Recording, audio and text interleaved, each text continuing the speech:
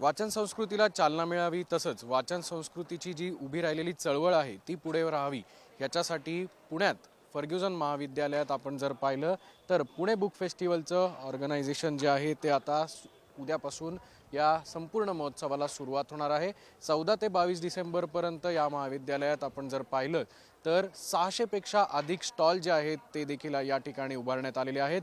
English, Marathi, Hindi, Urdu, Tamil अशा विविध भाषांमधले जे पुस्तकं आहेत त्याची मेजवानी जी आहे ती पुस्तक वाचणाऱ्या पुस्तक प्रेमींसाठी या स्टॉलमध्ये अनुभवता येणार आहे। आपण जर पाहिलं तर अतिशय भव्य असा हा सगळा सभामंडप जो आहे तो देखील उभारण्यात आलेला आहे। उद्या संध्याकाळी 5 वाजता याच ठिकाणी मुख्यमंत्री देवेंद्र फडणवीस यांच्या उपस्थितीत या पुस्तक महोत्सवाला सुरुवात होणार आहे। NBT म्हणजेच राष्ट्रीय न्यासा पुस्तक जे आहे त्याचे विश्वस्त राजेश पांडे सध्या माझ्यासोबत आहेत। सर, कशी तयारी आहे उद्यापासून जो शुभारंभ होतोय या निमित्ताने पुणेकरांना आणि तसंच तमाम पुस्तक प्रेमींना काय आवाहन कर?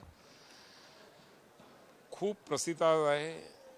जवळजवळ 600 पेक्षा जास्त स्टॉल या ठिकाणी आहे। हे भारतातलं नंबर 2चं पुस्तक महोत्सव होतोय आणि सांगायला आनंद होतो की भारतातल्या सगळ्या भाषांचे स्टॉल इथे असणार आहे। मराठी प्रकाशकांचे तर भरपूर स्टॉल आहेत, पण भारतातल्या सर्व भाषांचे स्टॉल असे 600 स्टॉल आहेत।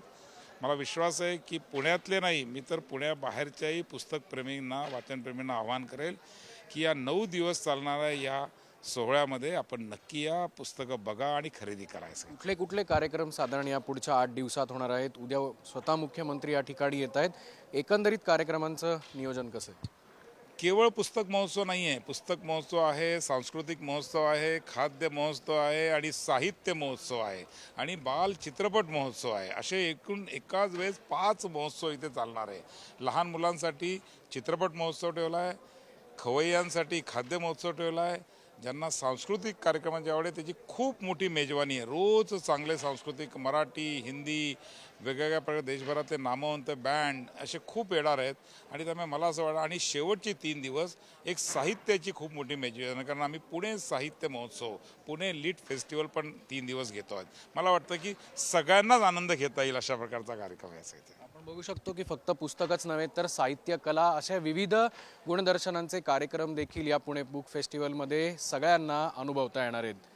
कॅमेरामन सुमित भोसलेसह अक्षय बडवे, साम TV न्यूज, पुणे। देश विदेशातील प्रत्येक घडामोडींचे लाईव्ह अपडेट मिळवण्यासाठी आता साम टीव्हीच्या सर्व सोशल मीडिया प्लॅटफॉर्मला लाईक, फॉलो आणि सबस्क्राईब करा। तसंच सर्व नोटिफिकेशनसाठी बेल आयकॉन प्रेस करायला विसरू नका।